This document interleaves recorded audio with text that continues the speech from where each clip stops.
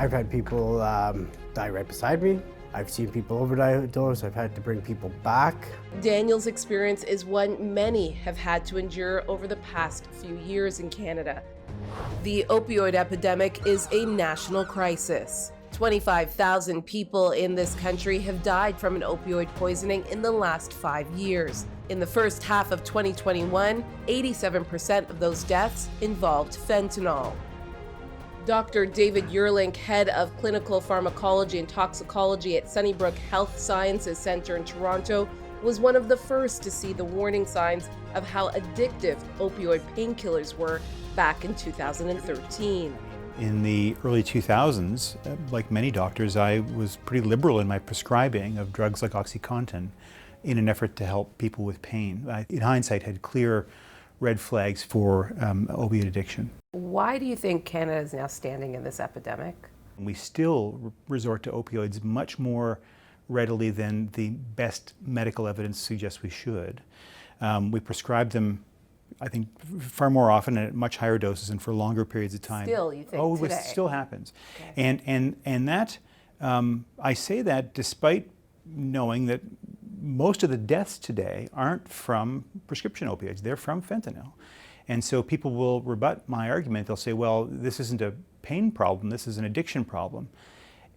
What it really is a complex, multifaceted problem that touches on pain and its management, and addiction and its stigmatization. The opioid crisis has hit cities, small towns, and remote areas, but some communities have seen the impact more than others. The amount of deaths from opioid poisoning rose 132% for Indigenous people in Ontario in the first year of the pandemic. Ontario Regional Chief Glenn Hare says more needs to be done to address this discrepancy. We need to turn our sights a little bit this way and deal with another pandemic, and that's the drugs, the overdoses in our communities. It's a pandemic. It is worse than ever. It's out of control.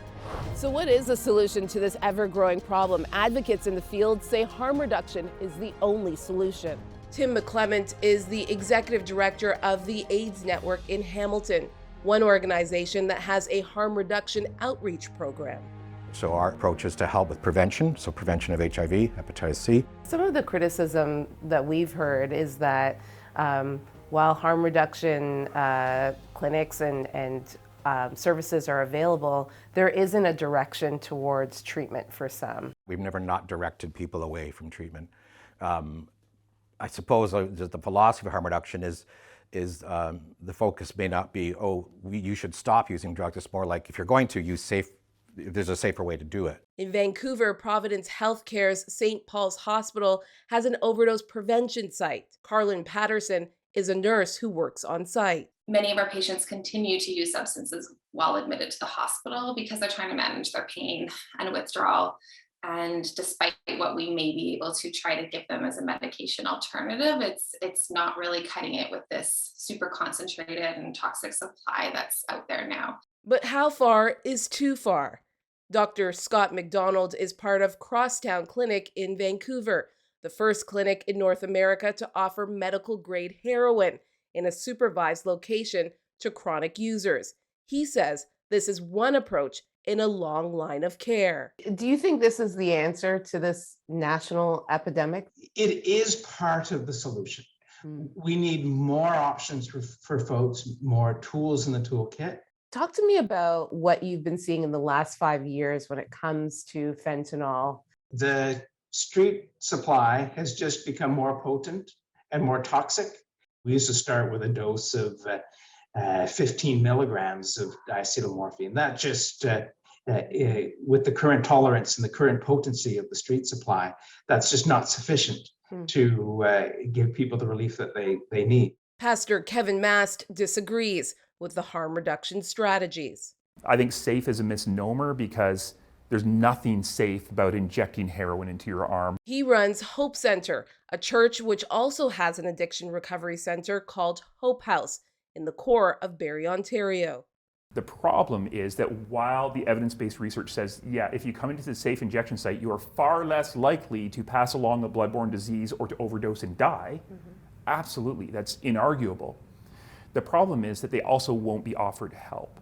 One of the staples of the harm reduction philosophy is to not stigmatize the person. The fear is that that person won't come back again.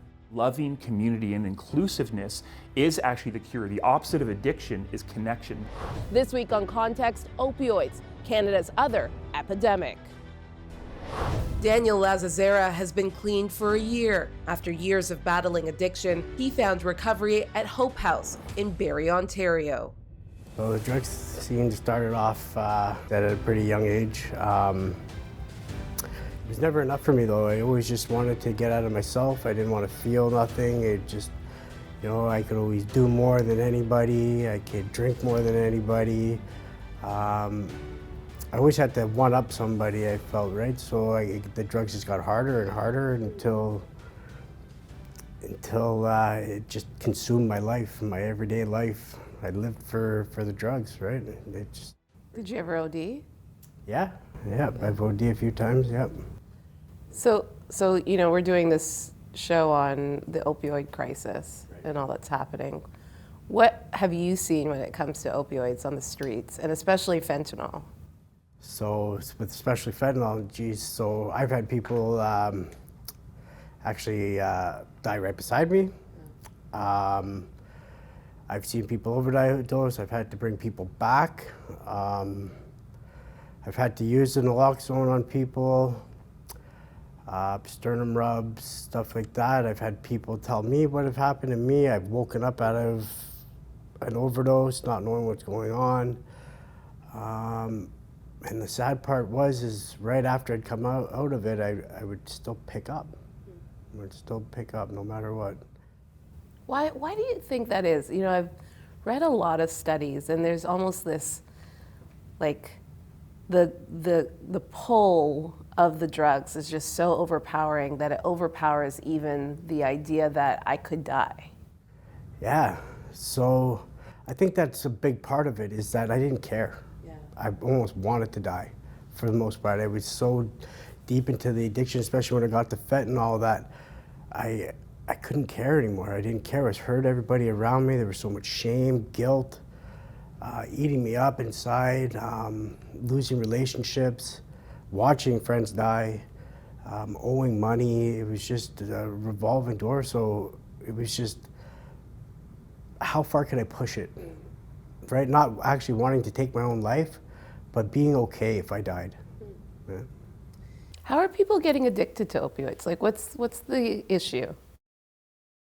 It's so easily accessible. You can get it anywhere. You can get it anywhere. I have people ask me for it all the time. Yeah.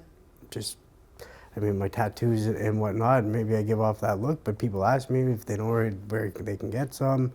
You know, I've asked people ask me if I want it. Just so easily, you can get it anywhere. It's so simple. And then with the pandemic, obviously fentanyl has now played a bigger role in people dying. You know, explain that fentanyl aspect and what people don't understand about how deadly fentanyl is. Geez, the littlest bit can kill you. You may think that you're invincible, that you can do as much as you can, but it's so potent. And the things it does to your mind, it like, you'd be nodded out and you'd come out of that for a split second, you think you'd do more, so you've already ingested a whole bunch or injected a whole bunch, and you just think that you can just keep on going, and that slows down your respiratory system, and it just takes you out pretty quick. And I've witnessed it. I witnessed people overdosing. I've had to give a gentleman not too long ago a sternum rub right here, waiting for an ambulance, right? Because I didn't want to give him naloxone. I didn't want to give somebody, you know, I wanted him to feel that pain in his chest because I know that pain. It would be rubbing on his chest to wake him up rather than just putting something up his nose and spraying, right? Because it's that easy, right? Thinking that this will save me when sometimes it won't. It really won't. You tried to get clean before you came here. What happened then? I tried to clean quite a few years back. I mean, I stayed clean a bit. I went to a few meetings, AA meetings and NA meetings, stuff. Tried that route. I tried doing it on my own for the most part. Again, it was more of a pride thing. I didn't want to show my weakness, being vulnerable. I didn't really have anybody to open up to, just because I felt like I was going to get judged for the most part. So it didn't take long before that started to consume me. Any emotional thing I didn't want to feel, I just ended up right back there, right back in it. And I ended up right where I left off. So what was it about Hope House that you're now back on this track of being clean again? So it's definitely God. Yeah, it's definitely God. Through his knowledge and learning the word and the good support around me and the people the like-minded people, I have to say, you know, being in a treatment center at Hope House and meeting people that weren't shy to open up, telling my story almost, right? They were hurting just like me and how they got through it, right? And you know, like I said, with the good support around here and being pointed to scripture and God and not really understanding any of that when I first came in, and being open-minded to it was a big part of it, and almost like a new sense of hope, right? Like something I wanted, right? I seen something in these people that I wanted, really, what it was, right? There was a happiness, they can get through things. How would you describe Dan today? You know, I want to help. I could talk to people where before I didn't really want to talk to anybody. Didn't really want to give anybody time of day. I want to share what has been freely given to me with people. I want to let people know that there's hope. I want people to know that they can get through anything, you know, with Jesus and good support. Loving people. That's something new for me. Yeah.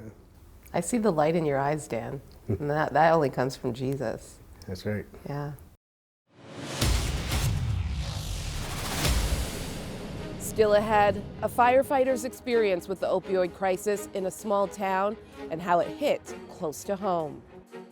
And my captain and my platoon chief said, "This officer wants to speak to you." But he went on to tell me it was my son, that he had died of an overdose. And I looked at my platoon chief and he said, "Yes."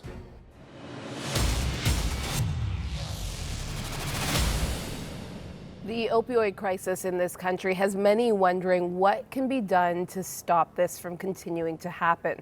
We're joined by the Q panel. Julia and Colin are here. Calvin is away. Hey guys, thanks for joining us this week. So Julia, I'm going to start with you. 25,000 people have died of an opioid-related overdose in the past 5 years. Is this getting enough attention? Yes and no. I think it's actually had a decent amount of attention from all levels of government, in the media, in schools, especially over the last 2 years as things have gotten so much worse. The federal government actually did an in-depth study on the opioid crisis a few years back. And this is something that MPs of all parties are really concerned about because it touches every one of their ridings. They hear from constituents whose loved ones have been impacted or who have died.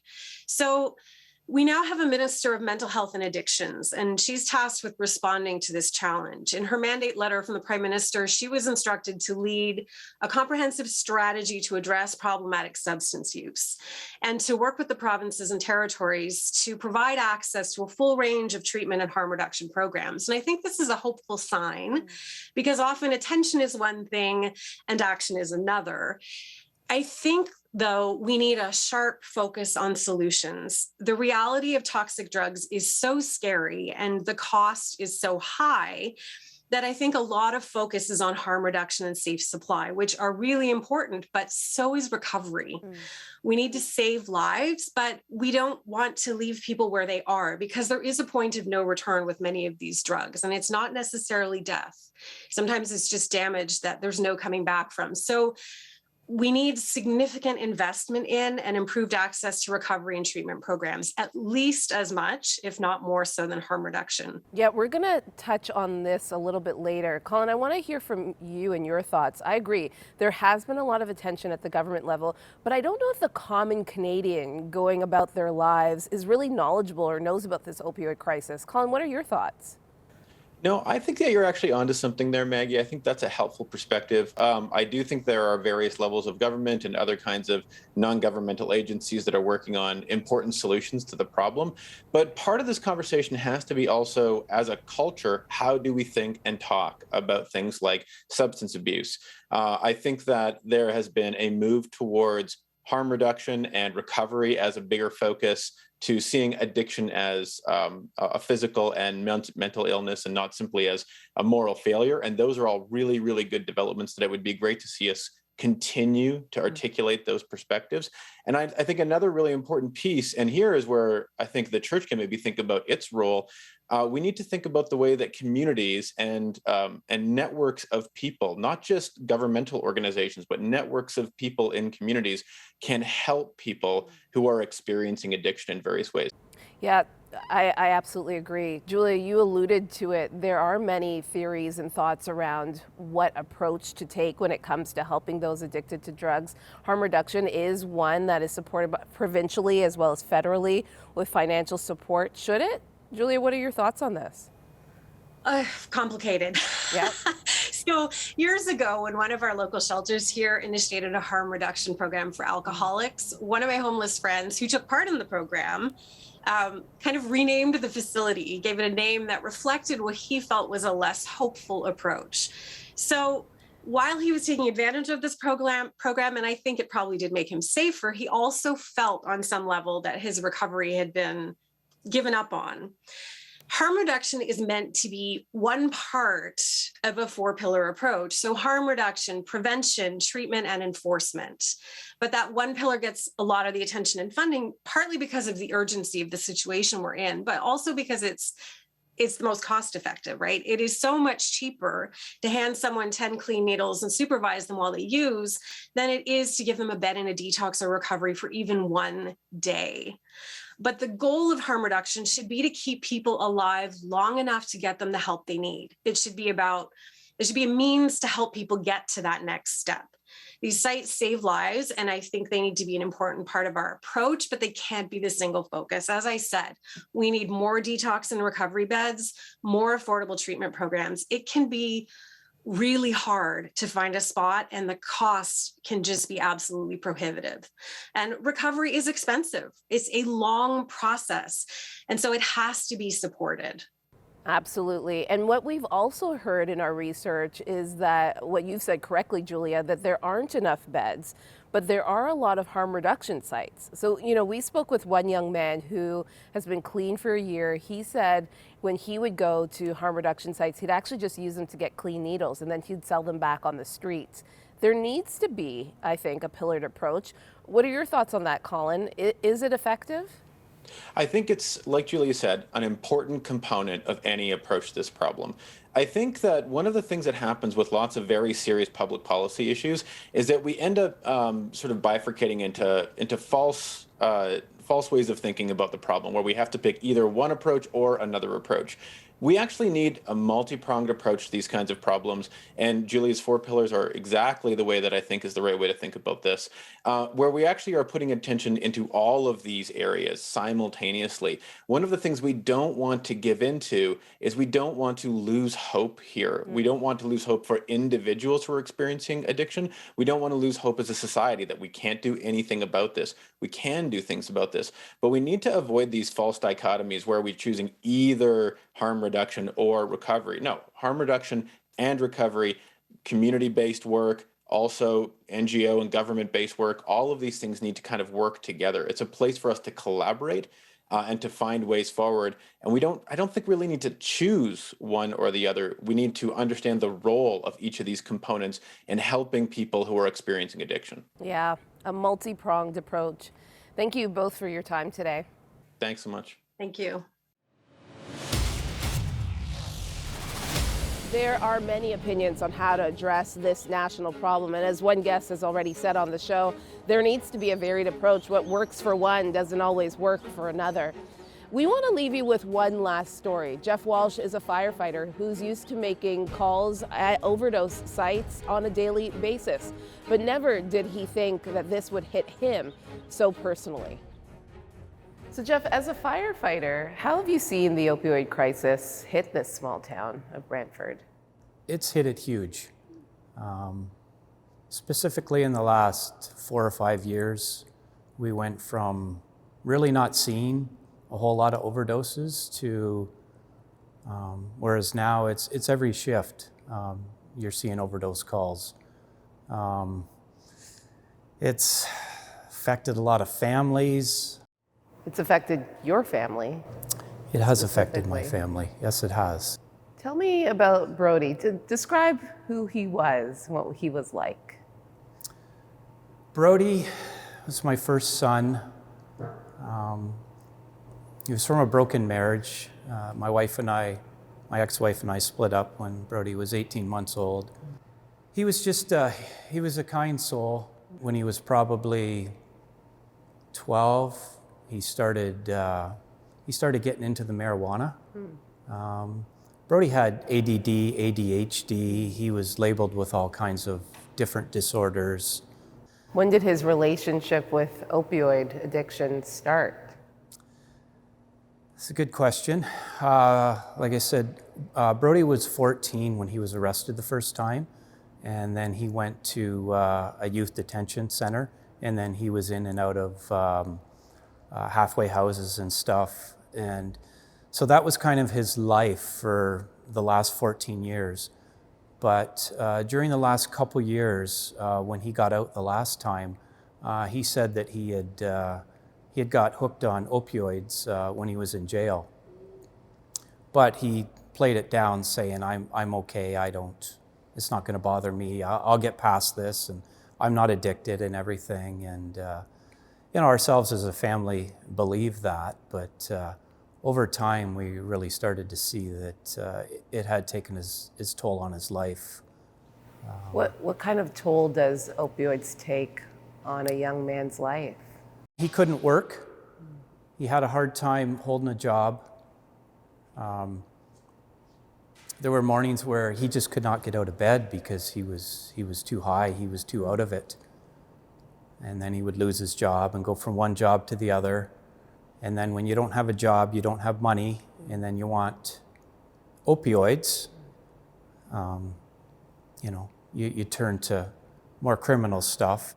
As a firefighter, as you alluded to, Jeff, you're going out on these calls, you're seeing people addicted, overdosing on opioids. What is it like to know your son is going through this battle, and then you're going, in your professional life, you're also trying to save people in this town from this epidemic, this crisis? You go to these calls, and we don't know who's there. And in the back of your mind, you're thinking, I hope it's not him. I hope I'm not showing up to him. And so it's hard.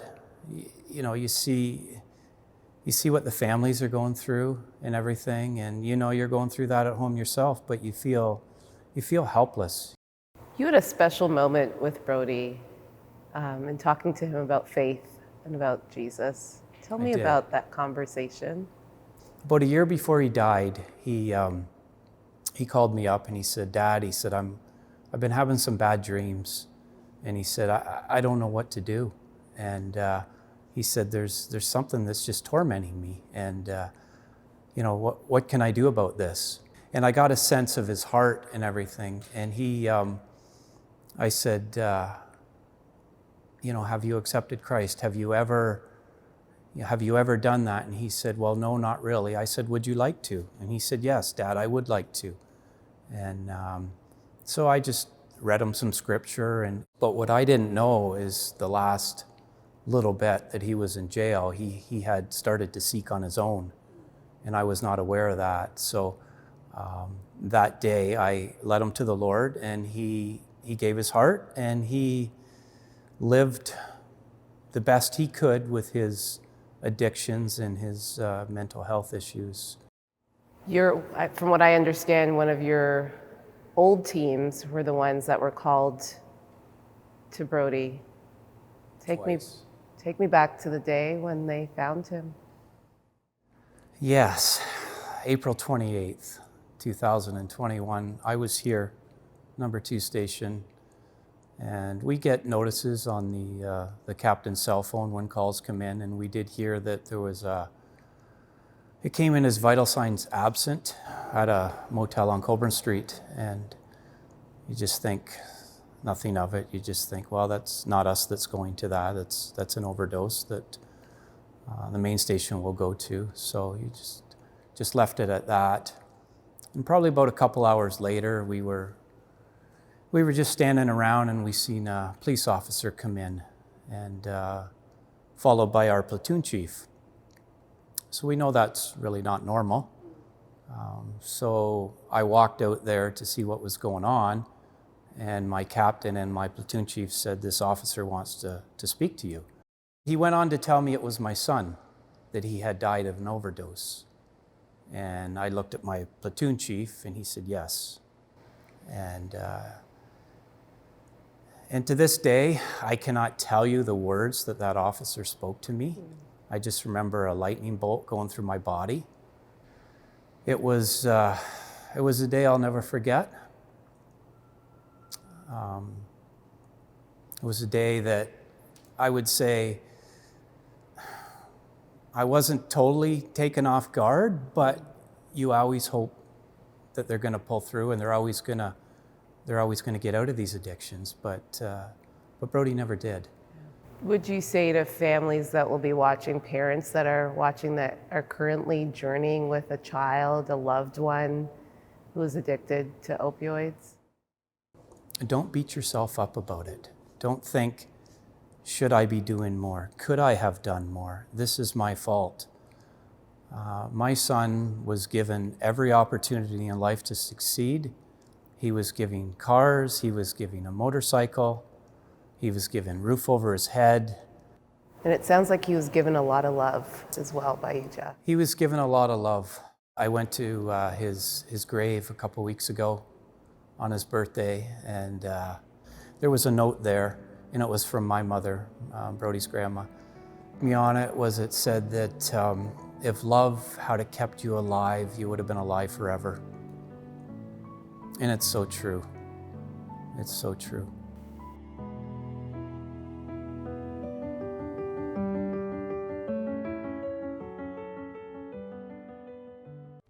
Thank you for your ongoing support of Crossroads, a supporter-funded nonprofit organization and member of the Canadian Centre for Christian Charities. Thanks to faithful people like you, we are able to continue producing context. You can write to Crossroads, P.O. Box 5100, Burlington, Ontario, L7R 4M2, or visit crossroads.ca to learn more about our programs.